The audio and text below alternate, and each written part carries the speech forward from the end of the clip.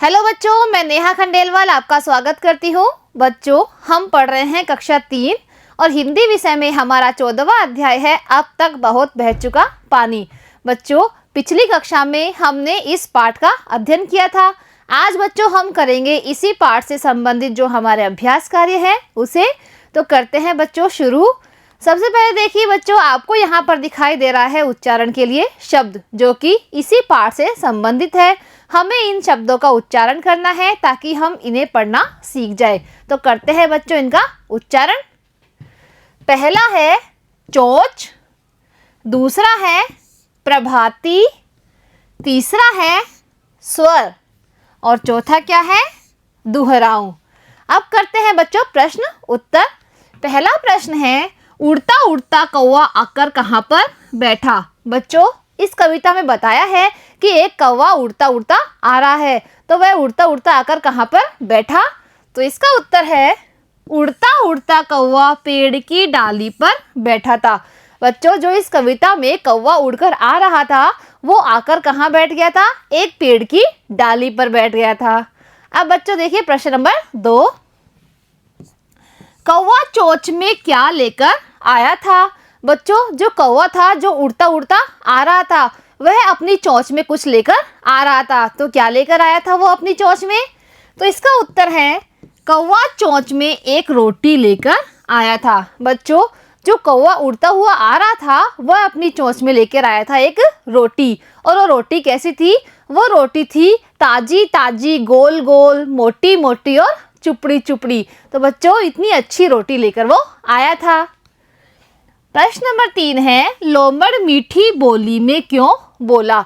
बच्चों, जब वो कौवा था वो पेड़ पर बैठा हुआ था तो लोमड़ ने उसे देख लिया था, तो वह लोमड़ उससे मीठी बोली में क्यों बोला। तो इसका उत्तर है, लोमड़ मीठी बोली इसलिए बोला जिससे कि कौवा उसकी मीठी बातों में आ जाए और कुछ बोले। बच्चों, जो लोमड़ था वो बहुत चालाक था, इसलिए वह उससे मीठी मीठी बोली में बोल रहा था ताकि जो कौवा है वो उसकी बातों में आ जाए और उसकी रोटी उसे मिल जाए। क्योंकि लोमड़ ने उसे बोला था कि तुम एक मीठा गाना मुझे सुनाओ। तो जब कौवा मीठा गाना गाने के लिए अपने चोंच को खोलता तो रोटी नीचे गिर जाती और लोमड़ उसे उठाकर भाग जाता।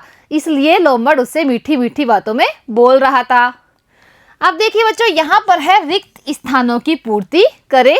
यहाँ कुछ रिक्त स्थान दिए हुए हैं, इन शब्दों की सहायता से हमें इन रिक्त स्थानों की पूर्ति करनी है। तो बच्चों, इन रिक्त स्थानों की पूर्ति हम कैसे करेंगे। सबसे पहले हम ये कविता याद करेंगे। अगर हमें ये कविता याद हो जाती है तो हम इन रिक्त स्थानों की पूर्ति कर सकते हैं, क्योंकि ये सब कविता की ही लाइनें हैं, यानी कविता की ही पंक्तियां हैं।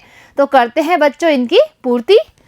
क है, खालिस्तान राग सुनाओ मुझको। तो क्या आएगा इसमें, मीठा। मीठा राग सुनाओ मुझको।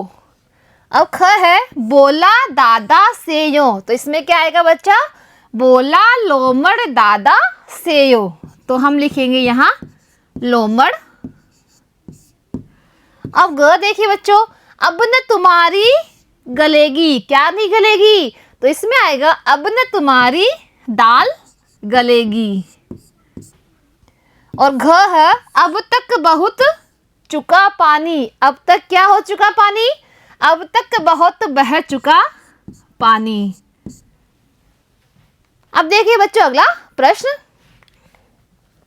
प्रश्न नंबर 2 है, सही अर्थ के साथ मिलान करें। बच्चों, यहाँ पर कुछ पंक्तियां लिखी हुई है जो कि कैसी पंक्ति है, जो कि है मुहावरे की पंक्तियां। तो मुहावरे को हम उसके अर्थ के साथ मिलान करेंगे। बच्चों, मुहावरा क्या होता है, ऐसी पंक्तियां जिसका कुछ विशिष्ट अर्थ निकलता है उसे कहते हैं मुहावरा। तो यहाँ पर बच्चों 3 मुहावरे दिए हुए हैं, तो हमें उनके अर्थों के साथ उनका मिलान करना है। तो करते हैं बच्चों। क, कान खोलकर सुनना। बच्चों, कान खोलकर सुनना, इसका क्या अर्थ होता है, इसका अर्थ होता है ध्यान से सुनना। तो इसको हम करेंगे इससे मिलान। अब ख है, दाल नहीं गलना। दाल नहीं गलना का अर्थ क्या होता है बच्चों, काम नहीं बनना।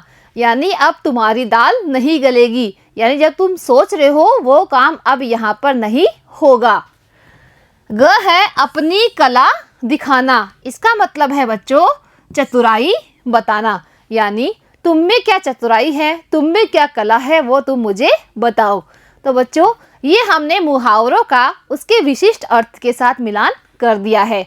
अब करते हैं बच्चों अगला प्रश्न। प्रश्न नंबर 3 है, कौवे के दादा नाना ने कौन सी कला दिखाई थी। बच्चों जो पहले की कहानी थी जिसमें कौवे के दादा और नाना ने कुछ अपनी कला दिखाई थी, तो उनके पास ऐसी कौन सी कला थी जो उन्होंने दिखाई थी। तो इसका उत्तर है कौवे के दादा नाना ने दूसरों की बातों में आकर गाना गाने की कला दिखाई थी। यानी जो कौवा था उसके जो पूर्वज दादा और नाना थे वो दूसरों की बातों में आ जाते थे और वो उन्हें अपना गाना गाकर अपनी कला दिखाते थे। लेकिन बच्चों जो लोमड़ थी वह उन्हें बेवकूफ़ बनाती थी, वह उनसे झूठ बोलकर गाना गवाती थी ताकि उनके मुंह में जो रोटी थी वो नीचे गिर जाए। अब करते हैं बच्चों अगला प्रश्न। प्रश्न नंबर 4 है, रोटी की कौन कौन सी विशेषता बताई गई है। बच्चों जो कौवा रोटी लेकर आया था उस रोटी की कुछ विशेषताएं थी कि वह रोटी कैसी दिखती थी। तो बच्चों हमें बताना है कि उस रोटी की क्या क्या विशेषता थी। तो इसका उत्तर है रोटी की कई विशेषताएं बताई गई है, जैसे ताजी रोटी, मोटी रोटी, चुपड़ी रोटी और गोल रोटी। तो बच्चों जो वो कौवा रोटी लेकर आया था वो कैसी थी, वो थी ताजी ताजी, मोटी मोटी, गोल गोल थी, चुपड़ी चुपड़ी। तो बच्चों उस रोटी की 4 विशेषताएं थी। अब करते हैं बच्चों अगला प्रश्न। गर्दन ऊंची कर लोमड़ ने क्या कहा। बच्चों जब कौवा पेड़ की डाली पर आकर बैठ गया था तो लोमड़ ने उसे देख लिया था। तो लोमड़ ने गर्दन ऊंची करके कौवे को क्या कहा। तो इसका उत्तर है गर्दन ऊंची कर लोमड़ ने कहा, मेरे राजा बेटे कौवे मैंने तुम्हें पहचान लिया है। बच्चों जो लोमड़ थी वो बहुत चालाक थी और उसने गर्दन ऊंची कर कर कौवे से क्या बोला कि मेरे राजा बेटे कौवे मैंने तुम्हें पहचान लिया है। बच्चों वो लोमड़ थी, वो इस कौवे को भी अपनी बातों में फंसाना चाहती थी, इसलिए वो इसे ऐसा बोल रही थी। अब करते हैं बच्चों अगला प्रश्न। प्रश्न नंबर 6 है, कौवा कौन सी नादानी नहीं दोहराना चाहता था। बच्चों जो कौवा था उसके पूर्वजों ने जो नादानी की थी वो उन नादानी को नहीं दोहराना चाहता था। तो ऐसी कौन सी नादानी थी जिसे ये कौवा नहीं दोहराना चाहता था। तो इसका उत्तर है कौवा अपने पूर्वजों की नादानी नहीं दोहराना चाहता था। और वो नादानी क्या थी, जैसे वे मीठी मीठी बातों में बहुत जल्दी अपने भोलेपन के कारण आया जाया करते थे। बच्चों जो कौवा था उसके पूर्वज बहुत भोले थे और वो लोमड़ की मीठी मीठी बातों में आसानी से आ जाते थे। जब लोमड़ उन्हें कहती थी कि तुम्हारी आवाज़ बहुत अच्छी है तो मुझे एक गाना सुनाओ, तो वो भोलेपन के कारण उसकी मीठी बातों में आकर उसे गाना सुनाना शुरू करते थे। और जैसे ही वो गाना शुरू करते थे तो उनकी जो चोंच थी वो खुलती थी, तो उसकी चोंच में जो रोटी होती थी वो नीचे गिर जाती थी और लोमड़ उसे उठाकर खा जाता था। तो बच्चों जो ये कौवा था वह अपने पूर्वजों की ये नादानी वापस नहीं दोहराना चाहता था। अब अगला प्रश्न देखिए बच्चों। प्रश्न नंबर 7 है, अब तक बहुत बह चुका पानी, इस कथन का क्या आशय है। बच्चों इस कविता में अंतिम पंक्ति आई है कि अब तक बहुत बह चुका पानी, तो इस पंक्ति का क्या आशय है। तो इसका उत्तर है उक्त पंक्ति का आशय है कि अब तक बहुत बार तुम्हारी बातों में हम आ चुके हैं, अर्थात अब तक तुमने बहुत बार मूर्ख बनाया है, लेकिन अब ऐसा नहीं होगा। बच्चों जो इस कविता में जो कौवा है वो बहुत समझदार है, यानी उसने अपने पूर्वजों का अनुभव ले लिया है, इसलिए उसने बोला कि अब तक तुमने हमें बहुत बेवकूफ़ बना दिया है, यानी अब तक बहुत बह चुका पानी, तुमने हमारे पूर्वजों को बहुत बेवकूफ़ बना दिया है, लेकिन अब तुम्हारी यहाँ पर दाल नहीं गलेगी, यानी अब हम समझ गए हैं, अब हम तुम्हारी बातों में नहीं आएंगे। अब बच्चों यहाँ पर है भाषा की बात। अब देखते हैं बच्चों की भाषा की बात में आज हम क्या सीखते हैं। तो यहाँ लिखा हुआ है पाठ में आए विशेषण शब्दों की सूची बनाइए। बच्चों विशेषण किसे कहते हैं? जो शब्द संज्ञा और सर्वनाम की विशेषता बताते हैं उसे कहते हैं विशेषण। जैसे काला घोड़ा, तेज घोड़ा, मोटा हाथी। तो बच्चों ये जो मोटा शब्द है वो हाथी की विशेषता बता रहा है कि हाथी कैसा है? मोटा। तो मोटा है विशेषण शब्द। अब जैसे तेज घोड़ा, तो जो तेज शब्द है वो घोड़े की विशेषता बता रहा है, यानी जो तेज है वो है विशेषण शब्द।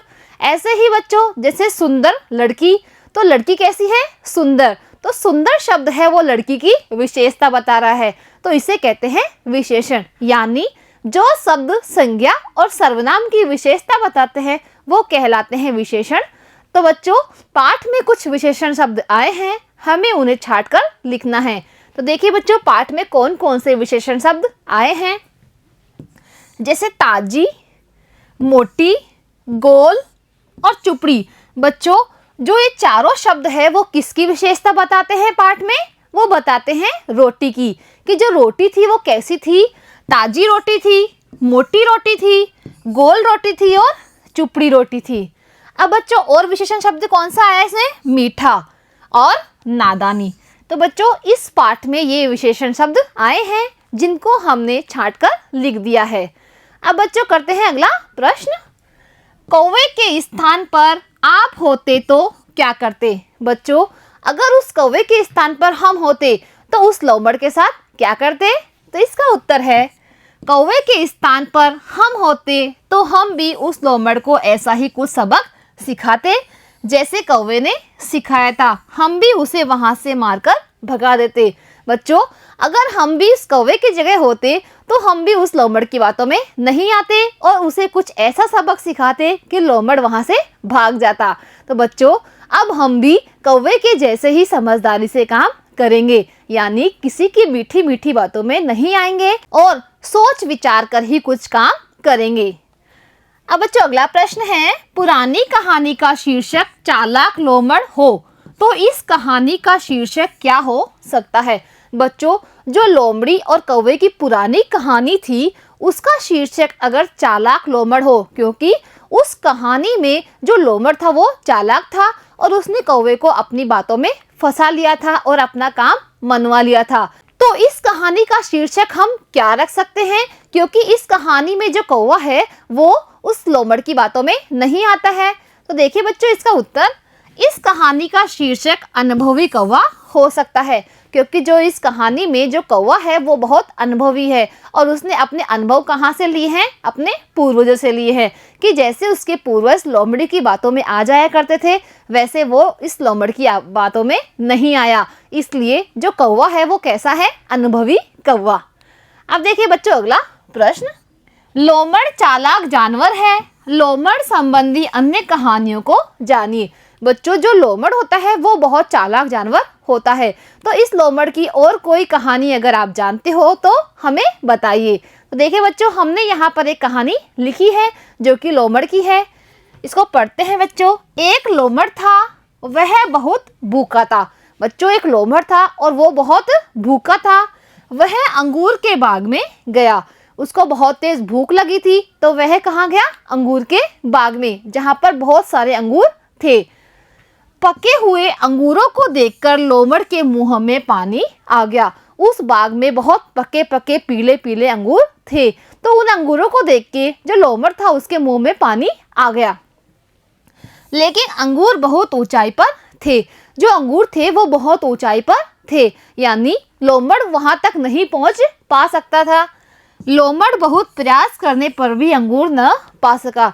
बच्चों जो लोमड़ था उसने उन अंगूरों को लेने के लिए बहुत प्रयास किया, वो बार बार कूदकर अंगूर लेने लगा, लेकिन अंगूर उसकी पहुंच से बहुत दूर थे।